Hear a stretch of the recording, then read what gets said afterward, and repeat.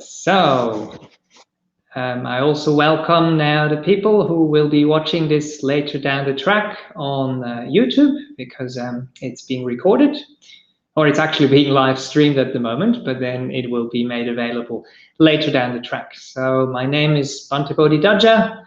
I'm one of the monks from Bodhinyana Buddhist Monastery over in Western Australia, but I have been coming to Newbury Buddhist Monastery for, I think, the last 5 or 6 years. Well, we just actually had the anniversary of NBN here, 7 years, so it must be a little bit more. I came here the first time with my friend, I think it must have been 2015. Okay, so today I would like to talk about the Brahmaviharas. And I have also brought some slides that Langdon will help me with to show at this stage. There we go. Yes, and there is actually a black slide on purpose here. So nothing has gone wrong. There is no technical problems or whatever. Because as it very often happens in life, we have these times of darkness. And they might be a lockdown, they might be something like COVID, which is happening to us right now. But there might also be losing a loved one, maybe as you are experiencing now, even in connection with COVID, or being separated from your loved ones, not being able to see them, or even, losing them to sickness, having them die, or being in a dark place yourself, be it in a physical way that you are suffering some kind of illness temporarily, or that it might even be some kind of chronic condition, or that you might be depressed or feeling really low, feeling really in a kind of a dark place. So having some mental illness that is present. Again, maybe temporarily, but maybe also for a longer period of time. And so how do we address those times of darkness? One important thing is that we don't just focus on all the bad things that are happening, focus on all the bad news out there in the world, but that we actually remind ourselves that there is light, that there is light there, that there is hope out there. So this, I think, looks a bit more like an exploding star, but let's just assume it is a star, like our sun out there, which is radiating into the universe, and this huge energy that is being propelled out into space. And this radiance, for the sake of the talk this morning, is actually what I want to talk about. So the so-called Brahmaviharas. So they can be translated in many different ways, but one of the ways to translate Brahmavihara, as you can see at the bottom there of the slide, is it's the 4 highest hangout places for the mind. And it is very helpful to know what they are. And it is even more helpful to be able to kindle them, to encourage them, to have them grow in our own hearts, and to basically be able to, when they're cultivated and when they're strong, to also radiate them outwards. So there's 4 of them. So we have number 1 here, which is metta. That's the Pali terms. I'll go into the English afterwards. Then we have the next one, which is karuna. That's number 2. Number 3 is mudita. And number 4 is upekkha. Now, okay, let's go in a little bit more detail. So the first one here, I like to use the word love for it.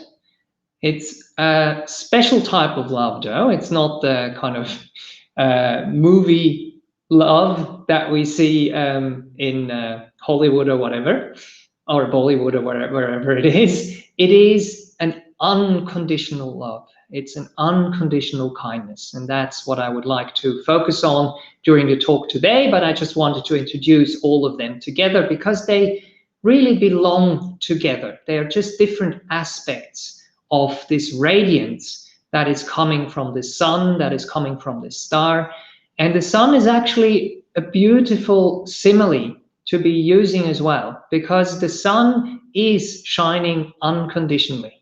It doesn't say I'll be just shining on these kind of people that I like, and I'm not going to be shining on the other people, or even on inanimate things or situations. It doesn't pick and choose. It just radiates. It's its nature to shine and to share.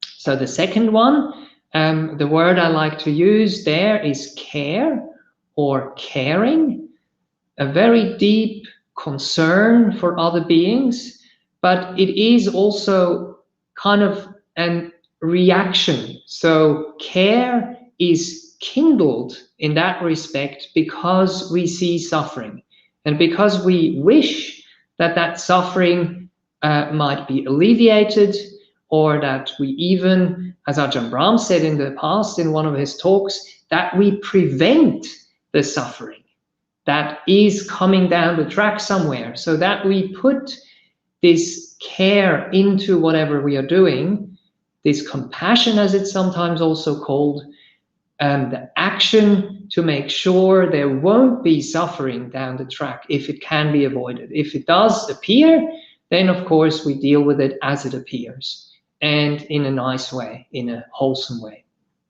Then the next one is joy. It's appreciative joy. It's rejoicing basically with the good things that are happening out in the world, and also wishing that there might be more of them, that these things might prosper in our world. And yeah, I just put this a little bit out of the way there, sorry. That this joy might spread, and that also includes ourselves. So all of those ones are important to also include ourselves. Again, the sun is shining on everybody, and that includes us as well. And then the last one is a very deep balance. It is a groundedness. It is making sure that we are connected, that we are in touch, but that we are not getting swept away, that we're not getting sucked in, that we're not getting involved in such a way that we are getting lost, because then we can't really be helpful. We can't really get the full benefit of this fourth Brahmavihara. Okay, as I mentioned before, today I would like to focus on number one, on metta. But before we go there, I just wanted to bring up a quote from the Suttas, from the Anguttara Nikaya here, the Pabhasara Sutta. So Pabhasara means radiant. And that fits in very well with the theme that we have here today. So it says there, this mind, which is the chitta in Pali, is radiant, but it is corrupted by passing corruptions. So it is covered over, like when we were in the beginning with that black slide. It was dark and it was black. Why was it dark? Why was it black? Because it was covered over, because there were clouds. And these clouds, number one, what is important is that they're passing clouds. And these clouds are the corruptions, as Ajahn Sujato translates them, basically the kilesas, the upakilesas, sometimes also translated as defilements. So it's something which covers, which spoils, which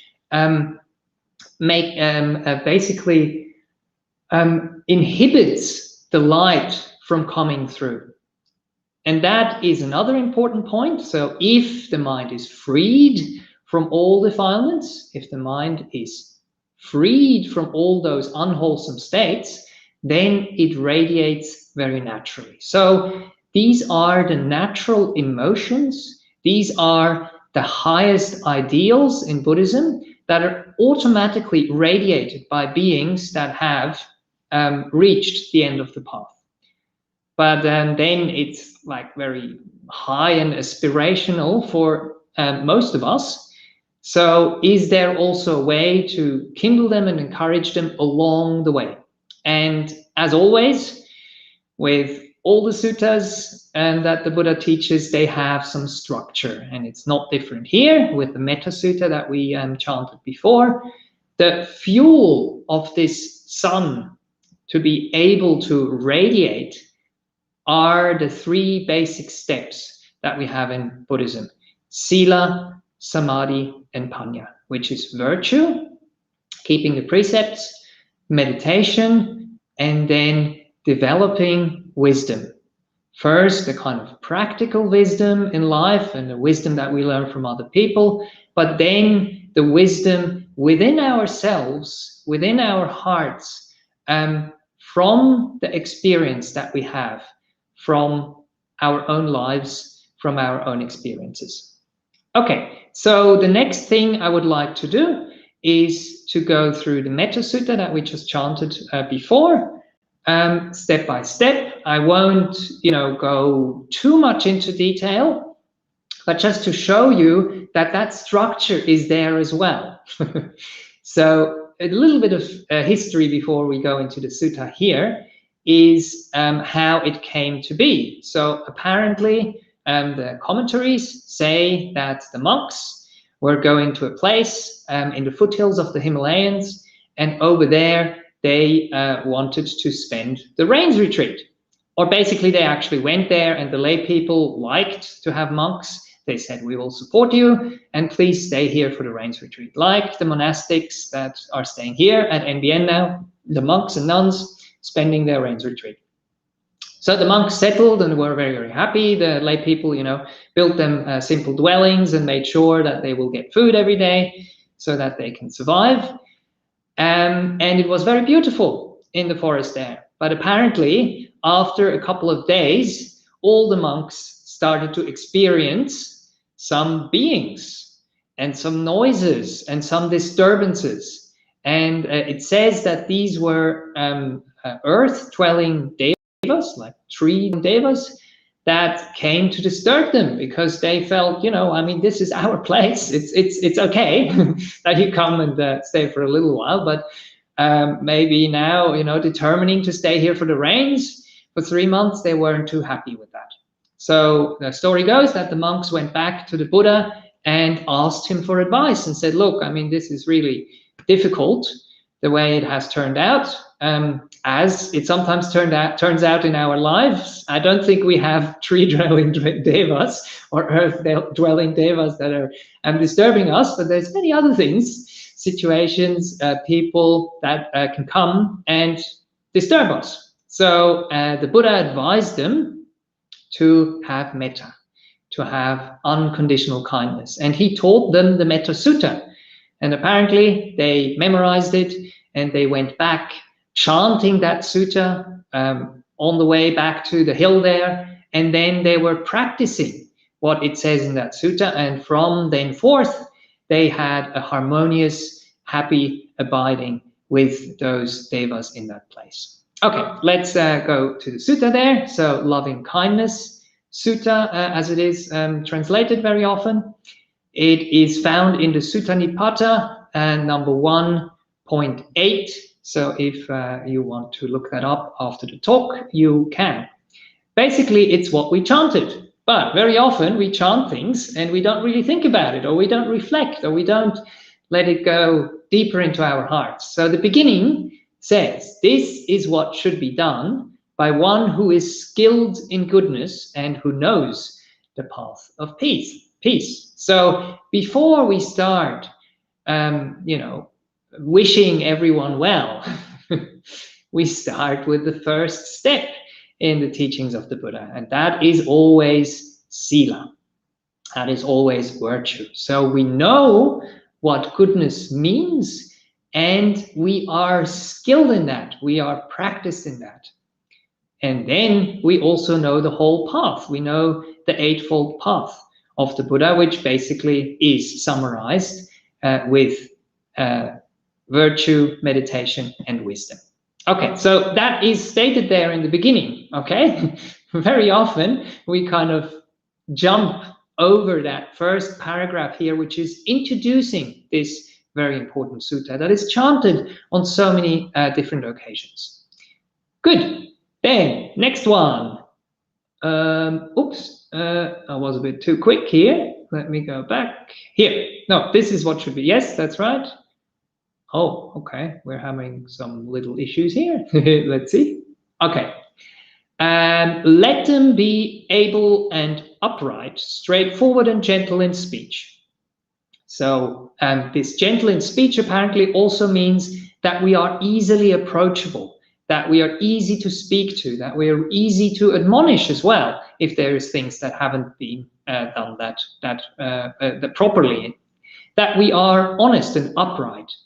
Then also important that we are humble, that we are not proud, that we don't kind of put ourselves above other beings. So that's again with this radiating, with this meeting, with this connecting with whoever we are with whatever situation we are with, to do that on the same level, not to look down at these things, at people, at situations.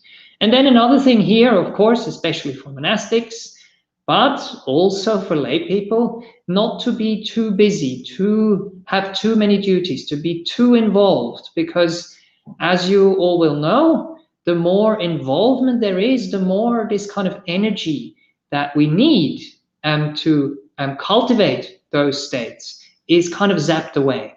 And then also frugality, not having too many things, not being, also engaged in too many of those projects and kind of physical things that also take up our time, but also our mental energy. And then when these things are in place, then we can be peaceful and we can be calm. And that is the groundwork which needs to be done. Again, that is very, very important. If we don't have a certain amount of peace and balance, then it's very, very difficult to find a space to even cultivate those things. And then we are wise and skillful. That is more of a practical wisdom and skill that is meant here, less so the panya that comes later in the path. Then we also had proud, which fits in with that we are not conceited and humble, and that we are not demanding, so that we are easily satisfied. And then let them not do the slightest thing that the wise would later reprove. So who are those wise people? Of course, the most wise person here is the Buddha, who has gone, yes, but he's given us the Dhamma, he's given us a roadmap, he's given us the precepts to keep, and that is what we are following here. And then, of course, we also have our teachers. We have examples in our lives. That might be other monastics, or it might also be people in day-to-day life. Right, so what's next? Let's see how the formatting of the slides is going to go. It's messed it up a little bit. Okay, yes. So now it's big, but now it's black. Okay, good. Next one. It's doing some funny things here, the computer. Good. And then once we have sila established, once we have a happiness within ourselves from being virtuous, then we start wishing that other beings may be in gladness and in safety, and that they may be at ease, so that they may be happy. So that is number one, safety. And then number two, there is two aspects of being happy. That is the physical happiness or the physical ease, and then the mental happiness and the mental ease. And that is kind of the summary of what is coming afterwards. Then in the next stanza in this slide here. Yeah, it all goes small now. Should be big, but anyway. Then we have the breaking of the boundaries here, but that is very, very condensed here. So you usually start with things that are easier. If you do metta practice in meditation, you take a person or an object where it is easy to have these well wishes towards, and then you start spreading it to beings that you know less, and to beings that are more difficult. So, but basically here in this stanza, I will read it out. It says, whatever living beings there may be, whether they are weak or strong, omitting none, the great and the mighty, medium, short and small, the seen and the unseen, those living near and far away, those born and to be born. So we are not excluding everyone. So again, this is the ideal, but we have to work our way up to that step by step. And Ajahn Brahm actually uses a very helpful simile here. He says it's a little bit like a fire.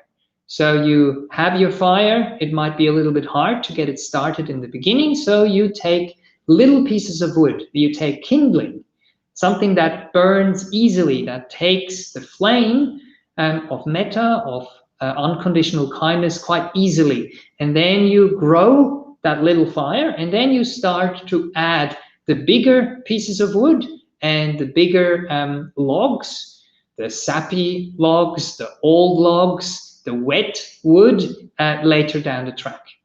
So, and then when the fire is really, really strong and really, really radiant, then it is able to radiate like the sun radiates indiscriminately and breaking down all the boundaries that might have been there before because of some defilements that are still present in the mind because of liking or disliking, especially in this case of some people and situations.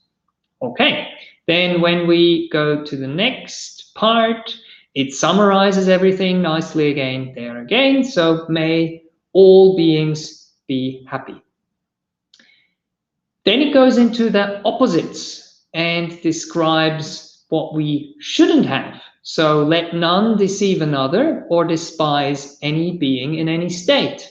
So we are wishing that to the whole world. So imagine if metta became the mind state of all beings on this globe, and we would all be radiating, then we would be able to overcome the deceptiveness and the what's the noun of despise? Basically, the hatred or the looking down on people.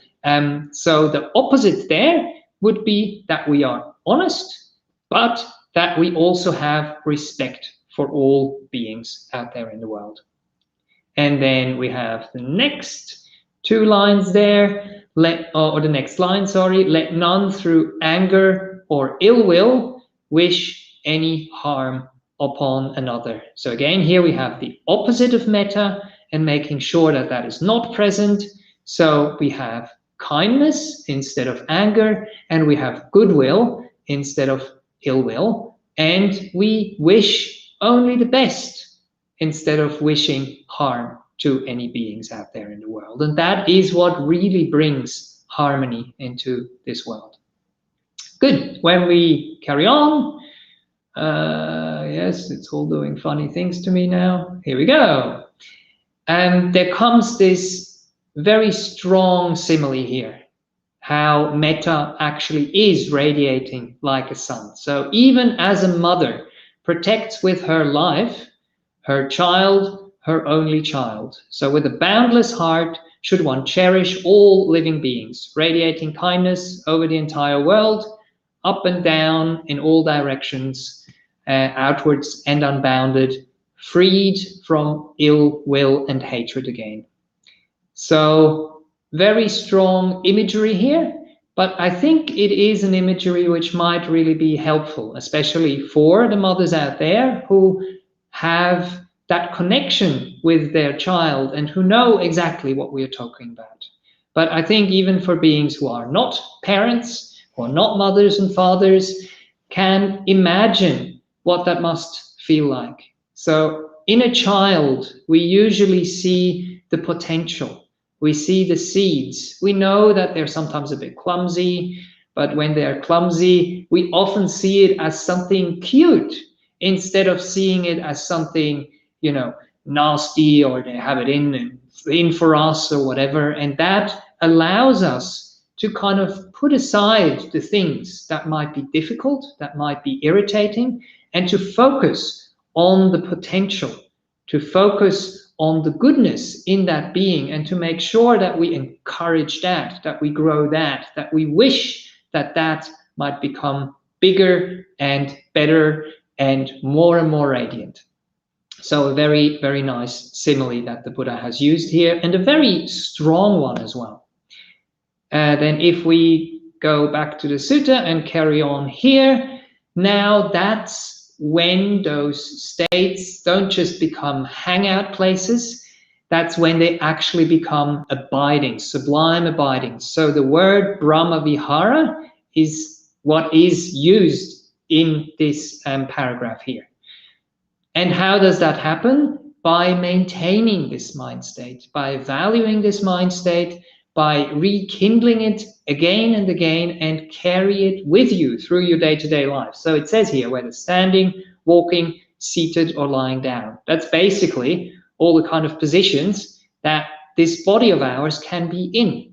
So basically saying, no matter what we are doing, if we are horizontal or if we are vertical, if we are moving, if we are stationary, if we are sitting or standing, we should remember these qualities. We should kindle these qualities, not forget to kindle these qualities. And then free from drowsiness is the translation which is used here. Basically, what it says, according to Bhikkhu Bodhi, is just whenever we are awake, we should be keeping this in our minds and hearts. And we sustain this recollection. And if we do that, then we are like a heavenly being. Then we are like a being which has been freed from all the defilements. Basically, a being which is free. Of course, that happens differently on a level, out in the world than when we are actually meditating and letting go of these things deeply, and then being able to access these emotions, these highest emotions, very, very naturally. They grow, develop, manifest, and then radiate all by themselves. But there is also ways of kindling them, and there is also ways of cultivating them. And I will be talking about that a little bit later down the track. Good. And then the sutta finishes off with the last part here, with the panya part, with the wisdom part, where it says, by not holding to false views. Basically, this describes the person who has right view, who has become a stream enter, who's entered the stream, who understands the teachings, has full confidence in the Buddha, the Dhamma, and the Sangha, and therefore is on the path, is pure-hearted, and has clarity of vision, and is freed from all sense desires. That's already a couple of steps further down the track. That is the third stage of enlightenment there. And then those beings are not born into this world again. So metta takes us a long, long way, or metta basically is a product which appear, or a side effect, so to speak, but a good side effect, a byproduct, which appears on the path quite naturally. But it has to go all the way to the end with full enlightenment. So what is described in this sutta here is only to the third stage. But yeah, we say only. This is already very, very high there. Okay, so that has taken us through the Metta Sutta. Now, let's just have a look at metta in a bit more practical terms. So when the Buddha went to go and see his disciples, here in Majjhima Nikaya 31, in the Chula Gosinga Sutta, he went to see 3 monks, Anuruddha, Kimbala, and can't think of the third one now. Nandya, that's right.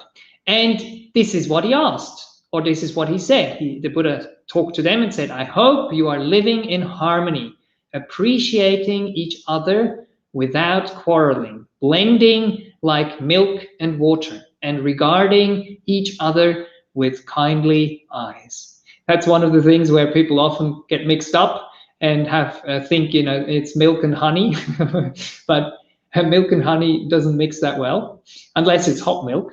So the idea here is that you have milk and water coming together, and you have this emulsion that is created by that builds one harmonious liquid. And that's what happens when metta is present.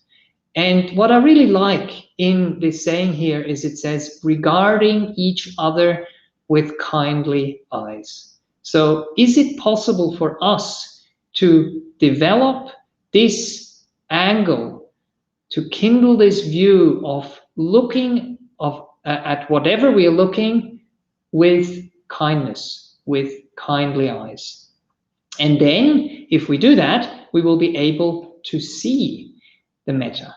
It's already there, it's present, but it is often hidden. Right, so next slide. Here is a summary of metta. So one way of describing metta could be unconditional kindness, but also unconditional friendliness. So the word metta is very closely related to the word mitta. And you might know the word kalyana mitta, a good, a noble friend. So metta, mitta, maitri means friend. So means friendliness as well. Because sometimes when we talk about the word love and unconditional love, people might think it is a bit too difficult to reach.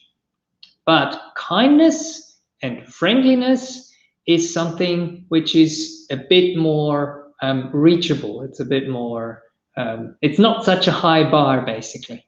And also, if you want to use the word goodwill, that's another good word to describe metta. Right, if we want to define metta a little bit more, that's what I have on the next slide there. Yep, coming up, very good. Definition. So the definition of metta is the wish and the action for happiness and for welfare. So what we are focusing on is the welfare of all beings, of ourselves included, and the happiness as well.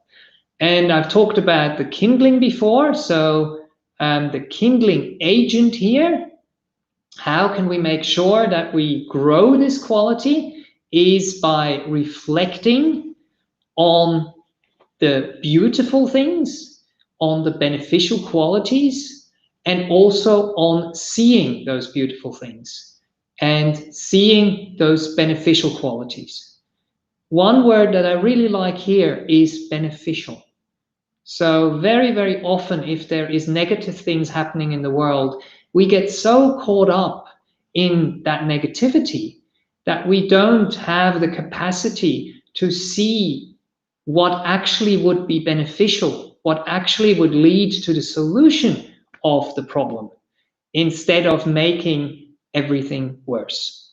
And there is another sutta which describes that quite nicely. So the opposite of metta is ill will, is resentment, is hatred as well, basically. And the Buddha has given us one sutta in the Anguttara Nikaya 5s, the book of 5s, 162, how to remove that resentment. Let's see what he has to say. He says, monks, you should use these 5 methods to completely get rid of resentment when it has arisen towards anyone. So I will just be going through the first 3 today to describe metta. The other ones will be used later down the track for the other Brahmaviharas. So, what 5? What is number 1 here? How should you get rid of resentment for a person whose behavior by way of body is impure, but whose behavior by way of speech is impure? So we are now looking at a person in front of us and at the qualities of that person, at the behavior of that person. And the first one here has bodily behavior, which is pure, which, has bodily behavior here, which is impure, but he has behavior in his speech, which is pure. And then what I especially like about this sutta is all the nice similes. So, simile number 1 here. Suppose monks, there is a monk who is wearing rag robes. That means just whatever is discarded, basically. He is sewing together and wearing. And he sees a rag by the side of the road. Now they would hold it down with the left foot, spread it out with the right foot, tear out what was intact, and take it away with them. So that's exactly what I was talking about before, but it's so nicely put here in this simile. So this monk is a rag wearing monk, so he collects rags on the side of the road and then sews them together to use them. So he is looking for what is useful, what is beneficial, and he is tearing off the parts that are not useful, that are not beneficial. And what the Buddha has to say after the simile here is, he says, in the same way, at that time, you should ignore that person's impure behavior by way of body and focus on their pure behavior by way of speech. That's how to get rid of resentment for that person. All right, then we have number 2. So, sorry for the formatting things here, but I think you can see what I'm trying to show. It's a bit too complex for this computer. How should you get rid of resentment for a person whose behavior of speech is impure and whose behavior of body is impure as well? So it's now harder to find those useful, those beneficial parts. And the simile the Buddha uses here, suppose there was a lotus pond covered with moss and aquatic plants. Then along comes a person struggling in the oppressive heat, weary, thirsty, and parched. They would plunge into the lotus pond, sweep apart the moss and aquatic plants, drink from their cupped hands, and be on their way. Again here, very nice simile, and it describes the person who is oppressed by the heat. And the heat usually in the suttas means all those defilements that are present in our minds. And he's weary and hot and thirsty and parched. So he would like to get some sustenance. He would like to get something positive into his system and some cold water at the same time. So he jumps into the pool, he washes, he cools down, and he also drinks at the same time. But again here, he has to brush away the vegetation at the top, and that means ignoring, putting aside the things that create the irritation, that pull us into the wrong direction. So that is number 2. And then we have number 3. I think that is my favorite because it's such a vivid picture there. Here we go. How should you get rid of resentment for a person whose behavior by way of body and speech is impure, but who gets an openness and clarity of heart from time to time, clarity of mind from time to time? So harder, again, the behavior and the words of the person are bad, basically, but there is still some goodness. There is still some potential. There is still something shining through the cracks. So what do? Suppose there was a little water in a cow's hoof print. That is very little water. Then along comes a person, again struggling in the oppressive heat, weary, thirsty, and parched. They might think, this little bit of water is in a cow's hoof print. If I drink it with my cupped hands or a bowl, I'll stir it up and disturb it. So the more difficult it gets, the more careful we have to be, the more careful we have to tread. So he would make it undrinkable. We would make the light disappear, basically. Then we just, the clouds close and that's it. So he says to himself, why don't I get down on all fours and drink it up like a cow? Then be on my way. So that is very, very beautiful here. So there's even a chance to do that. And I will be going in number 4 next time when we talk about compassion, when we talk about caring, because that is the way to deal with people and situations when they are so dire that we don't even see the light shining through the cracks. But it is still there. But anyway, I'll leave that to next time. What I wanted to discuss now is one thing that I came up with over the last couple of years to describe the process of metta. Because it is a gradual process, like we talked about the fire, we're saying, you know, you have to kindle it and it gets brighter and brighter. And if you see metta as a journey, like I have here in the next slide, if you can see that here, yes, coming up, here we go, yes. So you have the sun at the end on the horizon there, and you have a path which is leading to metta. And it starts off at the wrong end, so to speak, but we have to start off somewhere, and then slowly makes its way to this concept of metta. So let us go through those what are they called, landmarks on the journey fairly quickly. But I feel it's quite a nice summary to remind ourselves of what the obstacles might be and how to overcome these obstacles.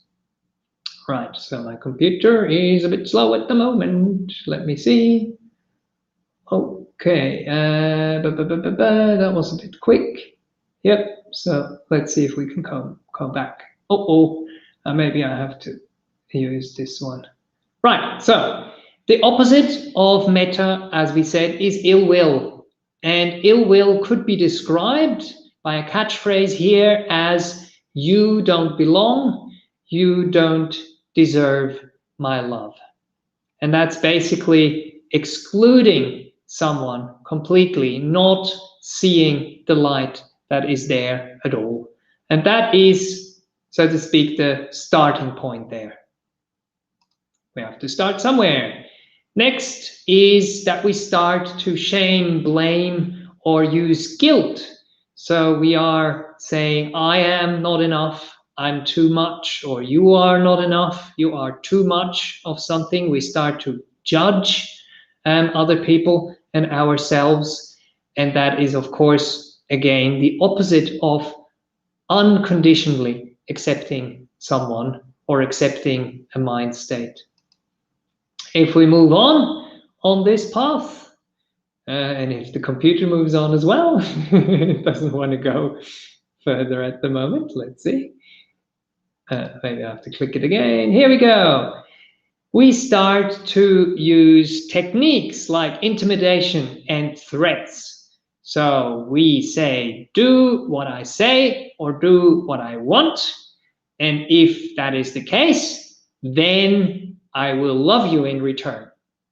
But again, that is control and not metta there. But we are getting a little bit closer. The next part there is a control and expectation. I'll love you if you do what I want. So very similar to what I described before, but a bit softer. Next one, tolerance. So we start to bear with the other person, we start to bear with the quality within ourselves, but we still maintain that we are right.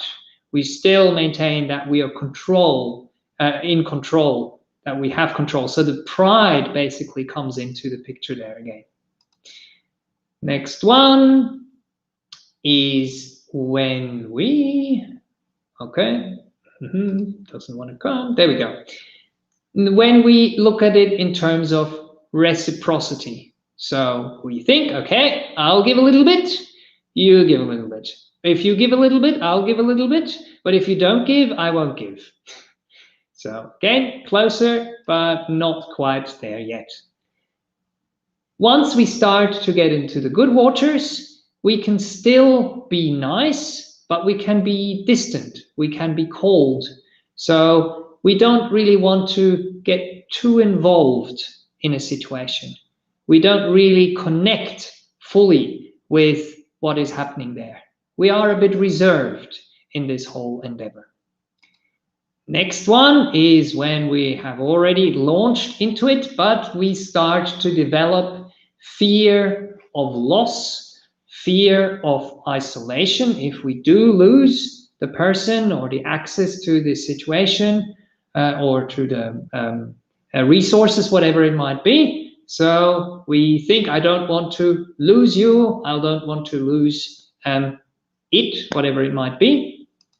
And that is the so-called close enemy of metta, the attachment and the grasping, the thinking of we are inseparable with this other person or with the situation out there. And we will find out later down the track that that is actually not the case, that everything is impermanent. And then we suffer as a result. Good. So that is a summary of what is leading up to metta. So I just wanted to have that slide there. So if people want to stop it and have a look at it in detail, what I went through as a recap, there we go. Now we go to what metta actually is, though. So, number one, respect. So we respect another person, but we don't just respect their strength and choices, but also their limitations. We do understand that there are limitations, but we don't give them so much value as was described before. Next one is acceptance. So we take the other person as they are. We take the situation as it is. It doesn't mean that we can't change things, but always as a first step, we accept what actually is there.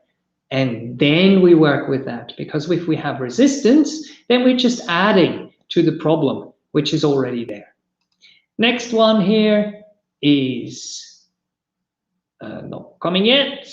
Let me see, here we go. Yes, is unconditional kindness. And that is basically the quote from Ajahn Brahm's dad that he uses to describe metta. The door of my heart is open to you, to the person, to yourself, to the situation, even if. So complete unconditional love, as we talked about.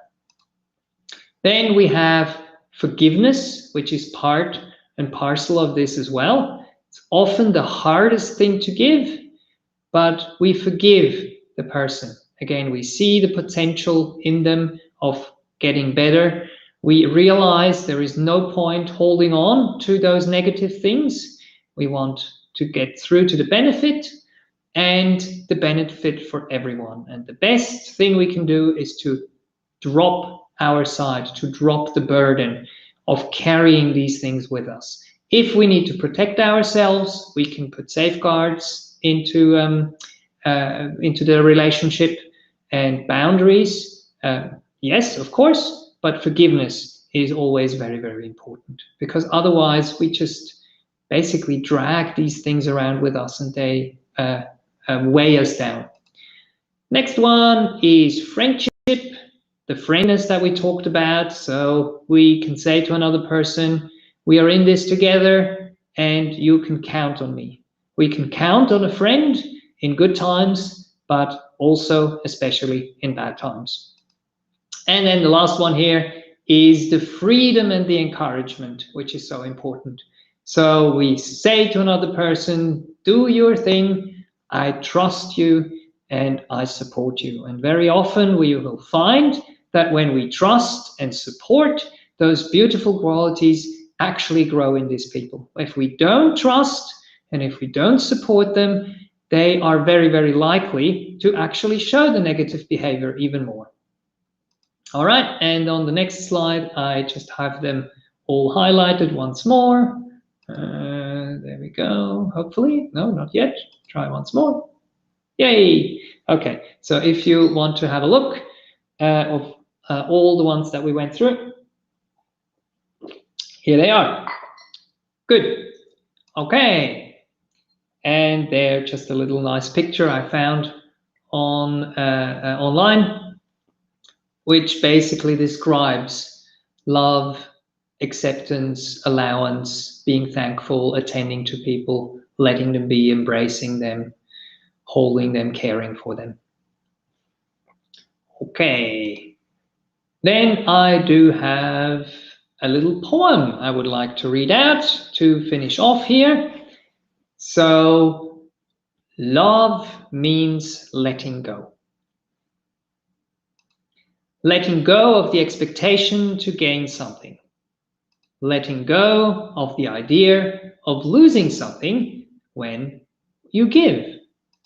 Letting go of the compulsion to play a role to please others. Letting go of views how others should be. Letting go of the desire to take possession of things and people.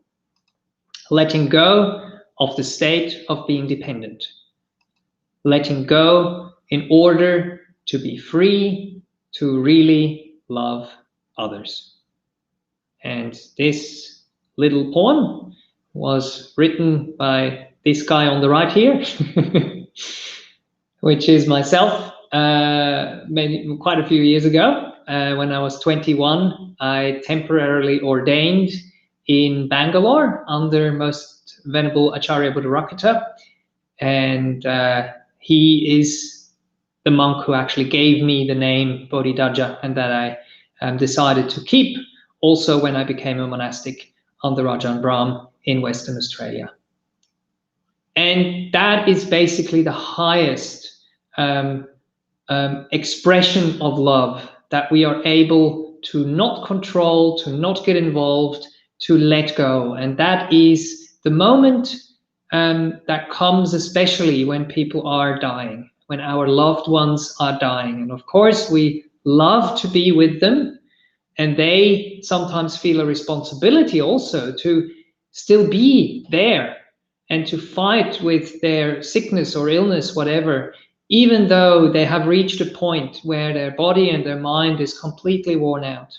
And that is the moment which is so crucial and which is so important, that we then can go into that relationship with that person and give them the permission to die. Have them let go. Have you let go as the highest expression of love and do their own thing. And if that is going through the dying process at this time, then so be it. Of course, the same thing happens with our children. There comes a point where we've given them all we could with the best intentions, with as much love as we could. And the moment comes where they start to become responsible for their own lives more and more. We take some responsibility for them in the beginning of their life, but that becomes less and less. And the more we're able to let go, the more they're actually able to grow their independence and to grow their responsibility themselves. And then we let them go to have their own lives, to have their own families, to have their own careers, to, yes, do their thing. So we trust that what we have given them as a gift is in their hearts, and they will be carrying with them that wisdom and drawing from it in their own lives. We can't be protecting them forever. We can't be holding them back, because that wouldn't be the right thing to do. Okay, so that is a little talk on the first Brahmavihara, on metta, on unconditional love. And I do have a couple of phrases that we could let sink into our hearts and meditate for a little while. I'm aware I've already talked for a little while, but I think it would be nice if we could do this together. I'll just make sure I switch off the slides here.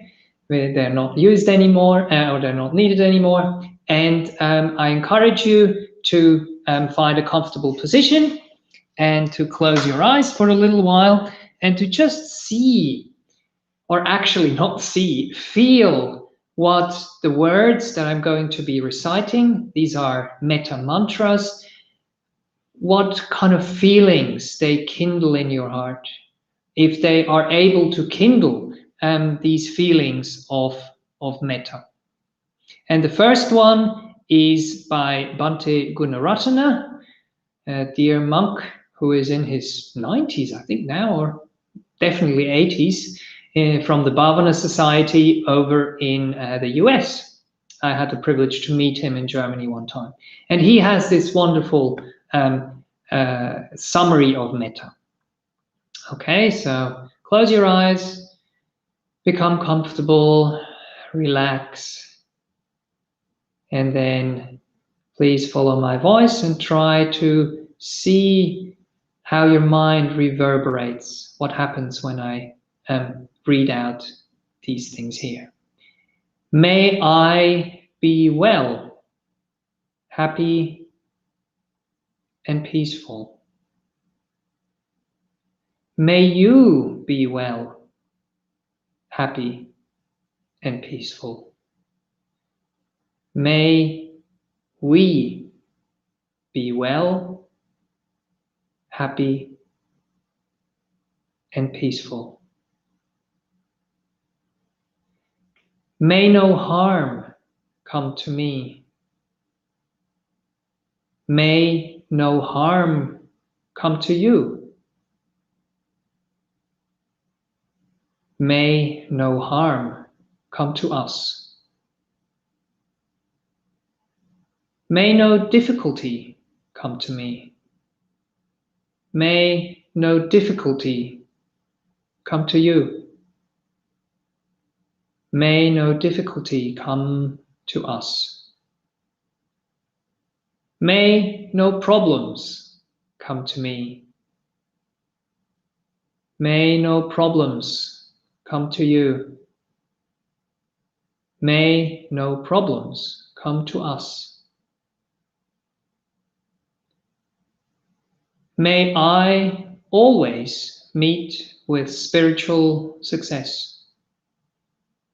May you always meet with spiritual success. May we meet always with spiritual success. May I have patience, courage, understanding, and determination to meet and overcome inevitable difficulties and failures in life.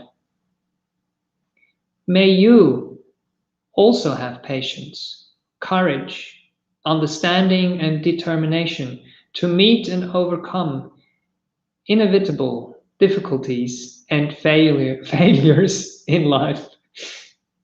Funny that I can't say these words properly, failure and inevitable.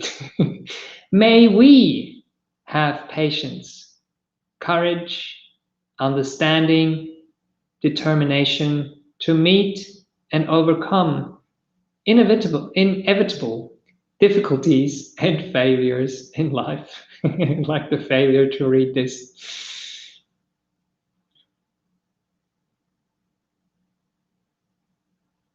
And I have 3 more from La Sarmiento, a meditation teacher also in the US. May I be kind and gentle with myself, with you, and with us. May I trust that I am doing my best. May I trust that you are doing your best. May I trust that we are doing our best. And may I cultivate patience with myself, with you, and with us both. Okay, I offer this for your reflection, and please feel free to open your eyes and come back to the talk here and to the Q&A, as far as I understand, if there is any questions that people might have. Langdon, please. Thank you very much, Bhante, for the talk. There's a lot of very appreciative comments in the live chat, and also 6 questions at this point, just to give you an idea. Goodness gracious, yeah, okay. You have to be relatively brief in your answers. Okay, I'll try, yes, because we have lunchtime. And yeah, sorry for, it was a bit long, but I've talked about this before and I just wanted to bring it all together. Yes, please. Right, the first one is maybe not so much a question for you as for the whole BSV or for the committee. Bhante, is it possible there might be some good Zoomed sessions, especially for younger people quite soon, even ones that might include meditation instruction? Right. I mean, from what I understand, here at the BSV, we do have a Teams group that meets once a month. I think it's usually on Saturday, and Ajahn Sadharo is taking care of that, and I'm pretty sure they will be meditating there as well. And then there is a young adults group, it's called City Zen, and they do have their activities as well. And in the lockdown, I'm sure they will be doing things online over Zoom or over, so many other platforms that are available. So yeah, please have a look on our homepage and become part of those groups and join their activities. And, even if it's not the BSV, have a look around. These things are important. Yep. Thank you, Bhante. The next question is, which is better in practicing metta? While sitting in meditation or through the challenges of living the day-to-day routine of a normal life? Which is better? Both. So it's like with any practice, we practice meditation in order to improve our lives, but we also practice sila and improve our lives in order to improve our meditation. So these things go hand in hand. So please bring as much kindness and compassion and care into your day-to-day life. It might be a bit more difficult, but yes, it's still very, very important, especially if you're dealing with people, for example, that you don't agree with. Can you, even though you're not agreeing with a person, discard that part, like you're discarding the part of the robe, and see the positive part? Or if you can't see the positive part, bring some positivity into the relationship yourself. Do something kind, do something compassionate towards those people. And you might even get some positive reactions and then kind of see the light that you're bringing in, reflecting back from them. So practice in your day-to-day life, but then in meditation, yes, bring metta into the picture, bring metta to every meditation. It doesn't have to be the phrases that you're repeating, but have metta towards your body, have metta towards your mind, have metta towards your meditation object, and it makes everything softer, and it allows you to see your meditation object and your world through kindly eyes. So whatever it takes, please practice metta. As long as you are not sleeping, as long as you're awake, that's what it says. Try out to hang out in those highest places for the mind as much as you can. That would be my advice. Thank you, Bhante. The next is like a two-part question that are related about anger. Right. So the first part is, what about bottled up anger and frustration that you are not aware of? Oh. And what do you do after you have an outburst? And the follow-up is, how do you deal with that bottled up anger to prevent an outburst? Right. Yes. Ooh. Yes. So I've spoken about anger before, and we could spend quite a bit of time there. So I don't know how much I can offer, but anger is basically like pain. So it is a signal to tell us something is not all right. And instead of having it bottle up and become a big thing and have an explosion like a volcano, you try to find out what is bubbling down there, where this lava is and where the pressure is building up, and to address that. And very often it has to do with boundaries that are crossed. So it's important to realize where those boundaries are and to state to another person what's okay for you and what's not okay, where your boundaries are in certain situations. Or to, instead of lashing out, turning around with compassion towards that pain which is happening within yourself and soothing that pain, healing that pain, realizing pain means ouch. And ouch and the wound means we address the wound in the first place. And then if we realize what has created that wound, what has created that injury, and then of course we keep safe, we don't get ourselves in those situations, we talk to other people and say, look, this creates hurt in me, this creates pain in me, this situation, can we find another way? So yeah, catching it early. And that is, again, meditation. So meditation and reflection, to do that in your day-to-day life, to stop, to breathe, to feel if there is tension, if there is pain, if there is mental pain, to address it early and to not have it go to the point where it kind of explodes. Yes, that's what comes to mind. I hope I covered most of the points from your question there. If not, there is some talks that I've given about, what was it, the right effort. And there I actually go into a bit more detail how we can deal with anger as well. Yep. Thank you, Bhante. Were they on the BSV YouTube channel? Yes. That talk, was it the BSV?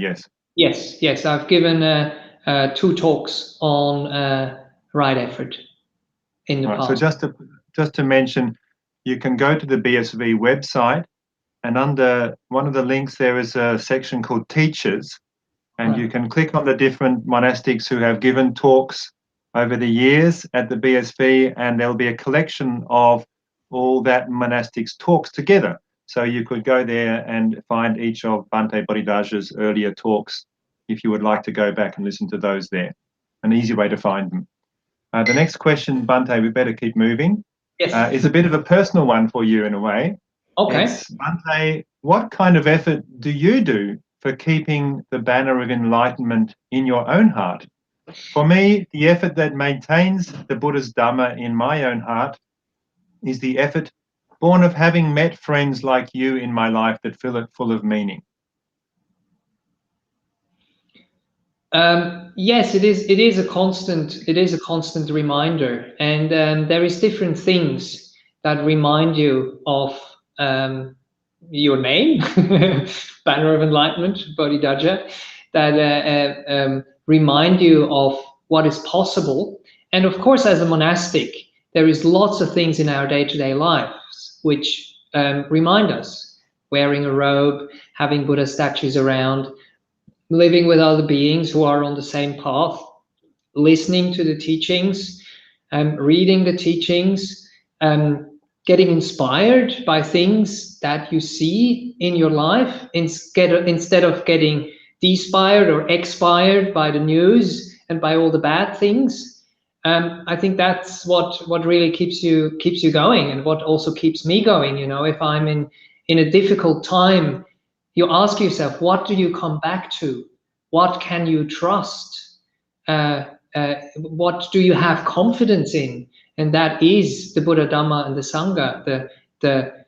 The realization that waking up is possible, that we have some inkling of what it might mean, that there is a teaching that is freely available. The Buddha teaches with an open hand, as it's sometimes the mudra of the Buddha, how he's sitting and holding his hand to show, look, the teaching, it's not hidden, it's not covered.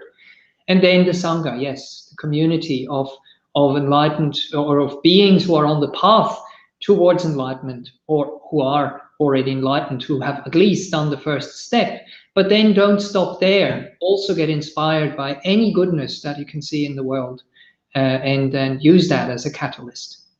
Okay. That was number 4 or 5? I think that was number 4, Bhante. Yes, we're working through very efficiently. The next question is, can you talk about social anxiety in the context of the 4 beautiful qualities? Thank you. Right. What does social anxiety mean? I mean, I know what anxiety is, and social anxiety, I guess, in connection with being together with people. Yes?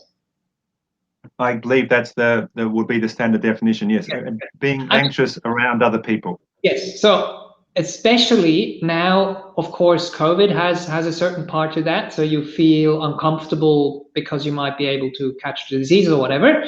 So that is one aspect where you do keep yourself safe, but don't stop being kind. Don't stop yourself engaging. Don't stop doing all the right things at the right distance. And then if it's not to do with COVID, you also do it at the right distance, and you do it from the right point. You're really grounded. And I think that's something we hopefully can talk about when we talk about the 4th Brahmavihara on some stage, which is this groundedness and this balance. Again, it's this trust, it's this contentment within yourself, because the anxiety basically comes again from feeling inadequate, feeling that you're not enough, feeling that you're doing the wrong thing or whatever it is. And no one out there in the world can really fix that for you. There will be people that will encourage you and will, tell you that you're a good person or whatever. But if it doesn't sink in, if we don't accept it, if we don't drink it up, if we don't nurture it and really savor it within ourselves, and if we don't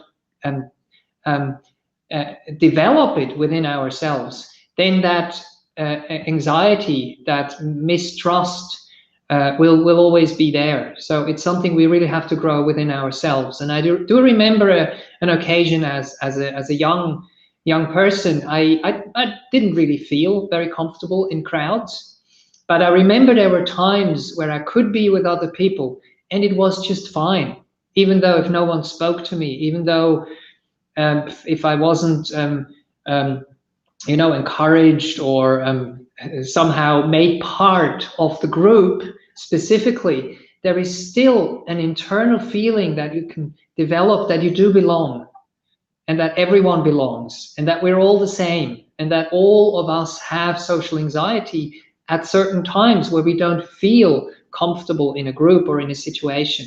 And that is just what life is about. And that we learn to address that, to deal with that in a way, and to, again, see that spark within ourselves and let that shine. And then some people might notice. But that's not the point. The point is to find the light within ourselves and within other people, and to, encourage it. I hope that helps. Next, last one. Thank you, Bhante.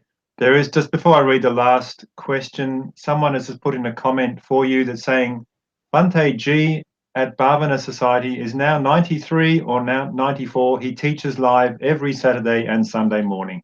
There we go. Wonderful. Thank you. And the last question is, how can I, as a mother, help my children when they feel upset because of missing out socially online, as I'm doing a no tech day each week due to so much screen time during lockdown? So she has implemented a no tech day each week, but now the children are upset. Right. Yes. Yeah. I mean, this is what people call FOMO, the fear of missing out, and it is a really fast-moving world.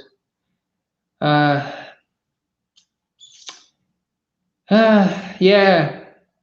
I mean, I'm not really involved in this, and then when I do get involved, maybe 1 or 2 days when we are organizing something, and I'm a bit more, I'm using WhatsApp or something to get things organized. I'm usually overwhelmed by all these things, and I'm glad if I have a bit of time for myself without, all these things binging and buzzing.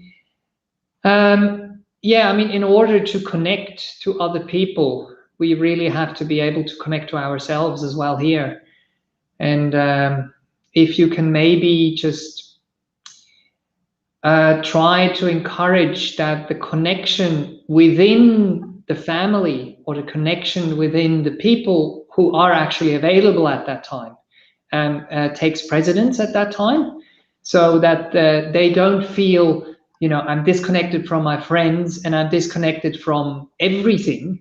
So if you can give them opportunities to connect, but in a real person-to-person way. So if you can introduce during those days that you, I don't know, sit together in meditation, or that you have tea together, or that you play a game together, or that you go for a walk together, or that you, I don't know, if you have pets or something, that you bring that social aspect into their lives, but as a live event, not as a digital event, and to just tell them that, so that they can see how important this other connection is, and that we can use also those other connections they have on social media or wherever to make an appointment to connect even with those people. I mean, I know it's lockdown for people in Melbourne, so I know a lot of these things might not be possible, but I think this day that you're introducing is not just going to be happening during the lockdown. And maybe to be a bit more lenient during the lockdown time, to not take away that social aspect, but to have it maybe a bit more, what's the word? To choose it a bit more mindfully, instead of just scrolling through whatever, to also, I don't know, maybe organize a Zoom call as a whole family, or something like that, where you still engage, but in a way that is much more healthier, and in a way that is actually active. I think I've heard what the biggest problem is that we are connecting to these things, but that we're not really connected, that we are just consuming. And that is what really drains the energy, which increases the negativity even. So if we can start to engage and start to become active and bring kindness and compassion into these interactions, I think then we can still get the most out of them. But if a whole day is too much, just do chunks where you say, okay, at this time we finish, rather than just having one day where it's completely off. Maybe, yeah, these things can help. Okay, I think the time has come. Yes, that was the last question. Thank you so much, Bhante.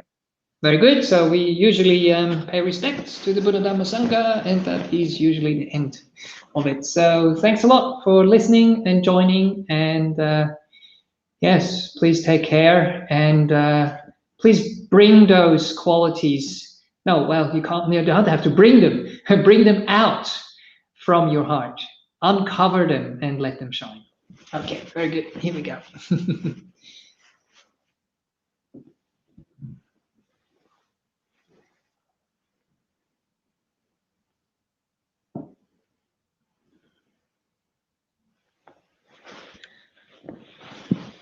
Okay, bye-bye.